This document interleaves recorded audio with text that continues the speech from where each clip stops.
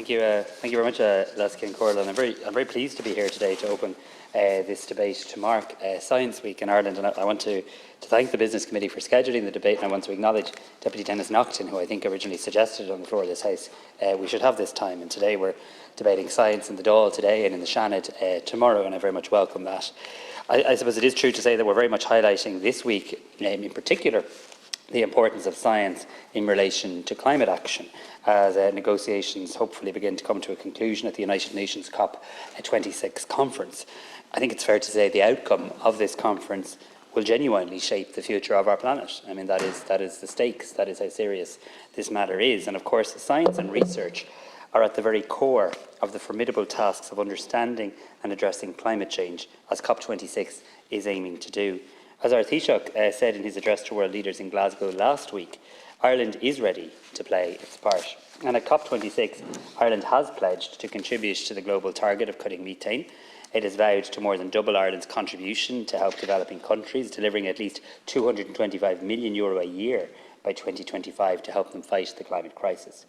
And I'm delighted to note that Ireland's research sector is also represented in the form of a delegation of researchers and students from University College Cork, the only Irish university, in fact, with official observer status at the conference. And I'm sure all of us in this House are very proud of the researchers and students from Ireland with observer status at COP26. The delegation is led by the director of the SFI-funded MARI Centre for Energy, Climate and Marine at UCC, Brian O'Gallagher. And I know we've heard Brian provide updates through the media from the conference. I look forward to meeting the UCC delegation on their return.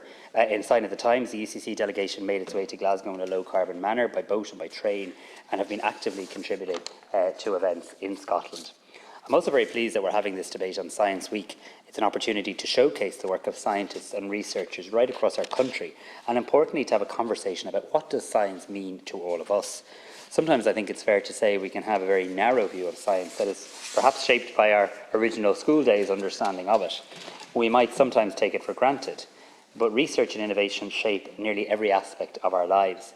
We're facing significant challenges as a society here in Ireland and globally, and just like COVID-19, it will be science that will help steer us through these obstacles. There are so many challenges in our society, here in Ireland and indeed globally, and science and research can genuinely play a role in coming up with practical solutions to each of those challenges. As colleagues may know, and I really want to thank colleagues from across the House for their support and interest in this initiative, we launched an initiative called Creating Our Future, and this was the first of its kind in Ireland. And the idea was that we would not just talk to each other about science and research, but actually the scientists and the researchers would get out and talk to civic society, whether it's fishermen in Killybegs, whether it's students in MTU the other day, whether it's students in children in an intellectual disability school, that actually our science and research community would engage directly with the population and talk about what does research mean to you? What does science mean to you? What are the big questions on your mind that you'd like our science and research community to work on? And like I say, I do really thank everyone for their support. This is an initiative that was run in the Netherlands before to somewhat give a democratic mandate to what our scientists and researchers are doing, that we went out and we engaged, and the people of Ireland asked us to look at these issues. I really do think it is the right time to have that conversation about science and research with the people of Ireland and ask them to give us their verdict on the problems, the opportunities, what they think are most important to society and to our economy. And by inviting the public to be central to these conversations, we can ensure the direction of research in Ireland is informed by the people it serves and the people who fund it. The starting point for all great research and innovation is simple: a wonderful idea or an interesting question.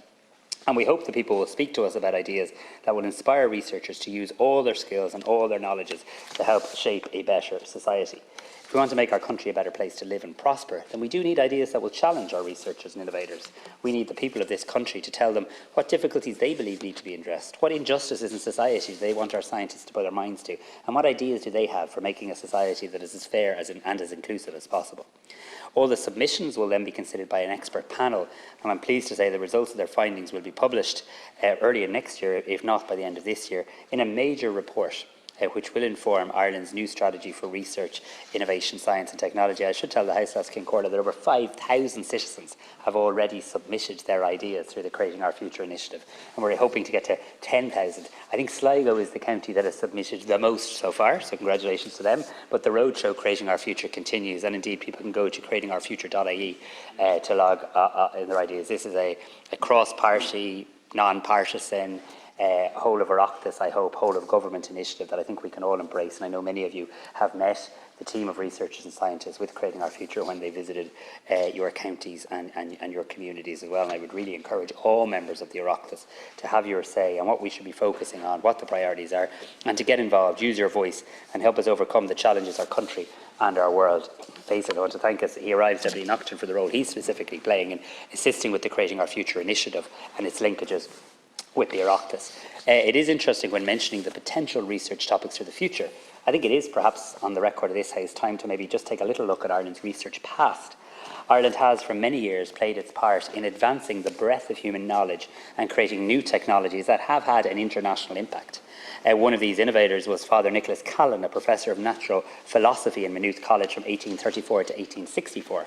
He was a pioneer in the development of electrical science, and he invented the induction coil, which was instrumental in the development of the modern transformer. That was an Irish person here in Maynooth College that brought that about. He had an electrically driven trolley in his laboratory in Maynooth, probably the first electrically propelled vehicle in the world.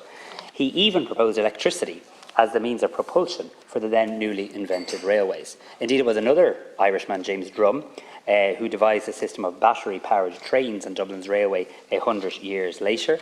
Another Irish person was to the fore in research and innovation, John Tyndall, one of our most successful scientists and innovators, and he was at the pinnacle of the 19th century innovation, was also known as an excellent educator. While teaching in the UK, he developed the world's first school teaching laboratory and consulted widely with his peers. He graduated with a PhD from Germany, where he studied under Robert Bunsen of Bunsen-Burner fame. They're just some brief examples as well. What they do highlight, though, in indicating some former male scientists and their contribution is the need to continue to do more to support female scientists and female researchers in our country. Just came from a DCU earlier this afternoon, where I was delighted to launch a white paper with two incredible female professors whom have had a real focus on how do we make sure there's greater gender equality when it comes to science and research. And really that goes, certainly their expertise suggests that goes right back to the early school days in terms of subject choice and in terms of empowering our teachers in schools to have the knowledge to help ensure a pipeline of male and female science leaders as well.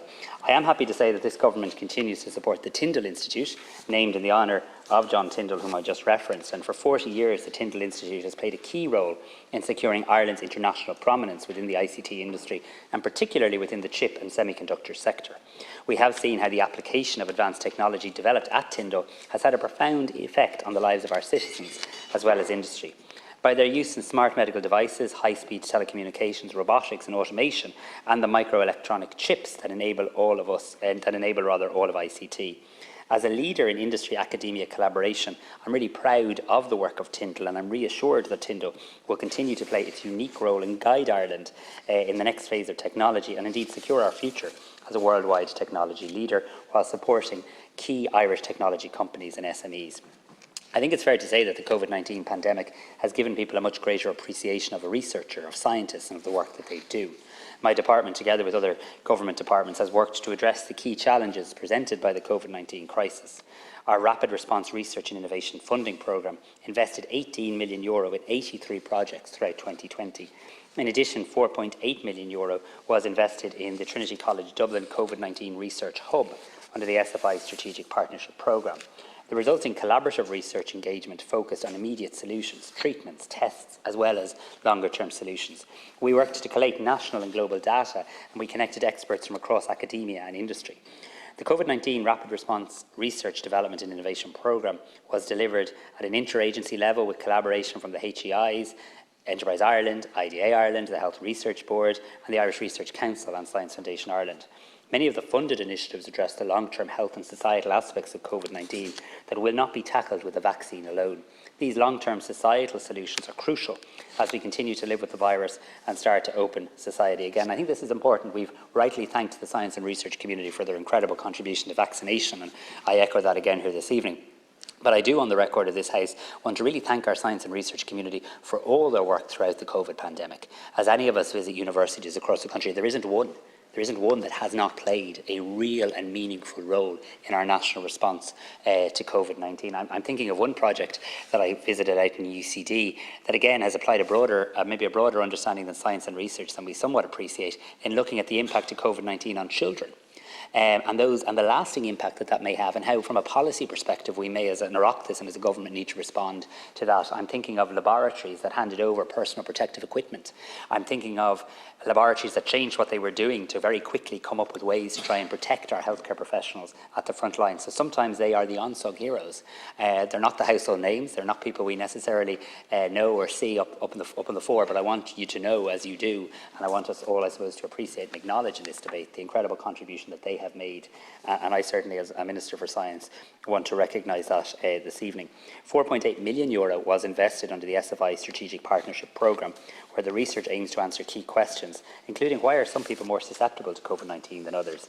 These developed quick and straightforward assays to detect current or previous infection with SARS-CoV-2, and also studying the immune responses in different COVID-19 patient cohorts, including those with high or low risk of developing disease or those who have been vaccinated.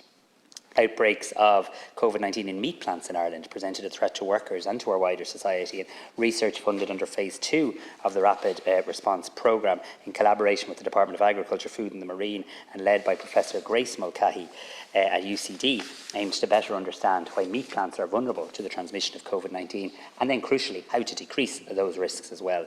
Studies will examine changes in virus genetic sequence, measurements of the impact of changes in temperature, humidity and airflows throughout plants, and an early warning system using waste streams. The pandemic, though, has also forced government to examine the structures it has in place. And I think this is a really important point. I hope we now have a greater appreciation in these houses and in government of the importance of science and research, and crucially the importance of embedding expert advice within policy making. I was going to say nobody here is a scientist, but that's not true, because Deputy Naughton is, and maybe others are as well.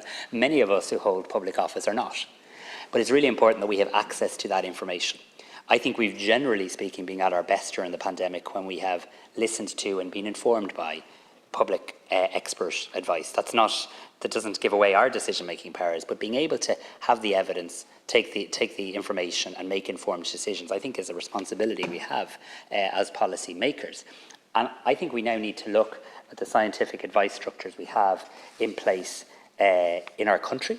And I think we also need to look at how we can make sure the scientific advice structures we have available to government are more broadly available to the Oireachtas. And I genuinely believe this, and I've had exchanges with some deputies on all sides of this House in this regard.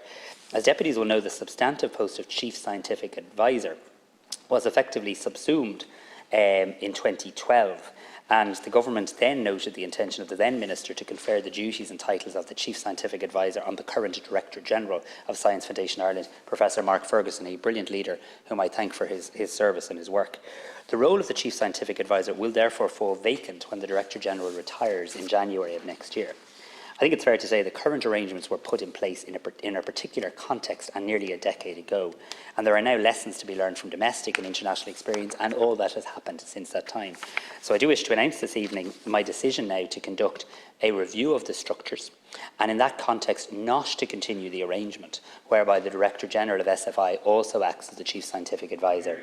And therefore the new role of the new post in Director-General was made separately as part of the recruitment process and indeed in advance of candidate selection. Having regard to soundings taken with a number of stakeholders in a number of departments and agencies, my view is very clearly now, Ceann Comhairle, that the two roles should be decoupled. During August 2021 of this year, my department initiated informal discussions with stakeholders on science advisory structures. Instead of just the traditional CSA model, my department's initial review recommends investigation of structures along the lines of a science advisory forum or committee, best suited to the cross-sectoral and multidisciplinary advice needs of government. Again, to suggest one person can know every element of science shows a real ignorance of science. Science comes in many disciplines. I think the idea that we would put in place a forum or a commission of scientists who are available to advise government and the Oireachtas and obviously one of whom would act as our chief scientific advisor. I don't wish to preempt the consultation, but that's where my mind is at as of now. But we are going to go out to public consultation. We'll issue that early next year. And this will pose questions for government too, because science impacts on all our policies, but we do not have a formal structure for receiving scientific advice. And look, I come to this debate in a collaborative fashion, but all too often we do see on the floor they say pseudoscience. I remember very clearly during my time as health minister the misinformation, the disinformation and downright whatever in relation to the HPV vaccine. And we know where the science has brought us to that. This is a vaccine that can stop women getting cancer. It can save their lives. We all know through Laura Brennan's incredible advocacy the difference that vaccine can make, and we all know the work that it took to get those uptake levels back to where they were and beyond. And we know how pseudoscience here or anywhere else can be extremely damaging. So I think there's an obligation on us as Oireachtas members, regardless of political persuasion, there's an obligation on us as government members to make sure that we have access to scientific advice, and indeed that we don't engage in pseudoscience, that we don't come in here and deny things that we know are scientifically undeniable. And I would make that point in what I hope is the spirit in which it is taken. I do want to just very finally comment on the issue of STEM education, because there's a lot of debate going on at the moment about Leaving Cert curriculum reform, and my colleague Minister Foley is leading on that. There's a lot of debate going on about pathways into further and higher education, and I'm very happy to lead on that and enthused about that. I think we do, though, need to look at how we support our teachers in our school system in terms of the delivery of STEM, how we make sure that there is science available and indeed STEM available throughout all our schools, which I know is not an opportunity every young person has in Ireland in every school. I think we do need to look at, as I mentioned at the start, the gender inequality that can exist in terms of the number of females versus males taking up science subjects. Had a very, very interesting engagement with Professor Anne Looney and others out in DCU today in relation to this, and was delighted to launch a new white paper on STEM and teaching. And it's not a confrontation, it's not a blame game, it's not a you must do this. It's more an honest conversation about how do we ensure from the earliest stages we support our children in becoming equipped and exposed, if you like, to science and to STEM in all its ways. I also just want to mention the importance of North-South collaboration when it comes to science. Whatever about the debates, which I won't have time in 3 minutes to get into in relation to the unification of the island of Ireland and all those aspirations that we share, I think it is important to say that science, quite frankly, doesn't care for political partition. And we saw that with the virus. It doesn't stop at the border. It doesn't say, it doesn't understand the history. It just ravaged right throughout our country. And we have to look at how we can collaborate more on a north-south basis. I want to pay tribute to the Taoiseach through the Shared Island Unit in his department and the €40 million fund that he's made available to my agency, the Higher Education Authority, for collaborative north-south research projects. And the requirement is that you must have a partner in each jurisdiction. This is going to do a number of things. It's going to hopefully fund brilliant scientific projects. It's going to do more than that. It's going to develop collaborative and interpersonal relationships and interinstitutional relationships. That can only be a good thing. I also hope that on a north-south basis we can now look at the development of all-island research centres. And again, I'm not getting into the debate about emblems. I'm talking about this in a very practical sense. Wouldn't an amazing dividend of this terrible pandemic be to have an all-island research centre for contagious diseases or for infectious diseases? And that's what our scientists want us to do. They want politicians to stop having political rows, and they want us to put in place the infrastructure to begin to develop and deliver on that all-island research agenda. We won't be found wanting as a government in looking at every opportunity to develop all-island research centres. And in the little time available to me, I should also acknowledge the role of technological universities, because we're announcing a lot of them at the moment. We're very proud of that. We have a technological university for the Midlands and Midwest, one coming for the South East, one in Munster, one in Dublin, and one coming for the North West. This is a real chance to bring research and science capacities into the regions. It's a real chance to collaborate between industry in the region and academia in the region as well. So we can't see science or research as the preserve of the traditional universities, though we must support them to do much more. But I do just want to make that point. There is an opportunity through the technological universities agenda to really do more on a research basis in the regions. And as you'll all know, as most people here being regional deputies will know, the benefits that can bring to economic well-being and foreign direct investment. So there's an awful lot happening in the research area here in Ireland, here in the European Union.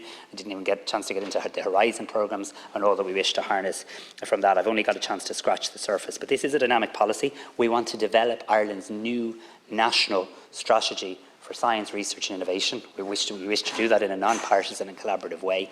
I think tonight's debate is a really good chance to start to kick off a conversation about science, something we don't talk enough about in this House. And I'm very grateful to you, Ceann Comhairle, and to you, Deputy Nocton, for the suggestion to have this debate. I'm very pleased that the Seanad will also have a similar one tomorrow, and I look forward to contributions. Go Mullet.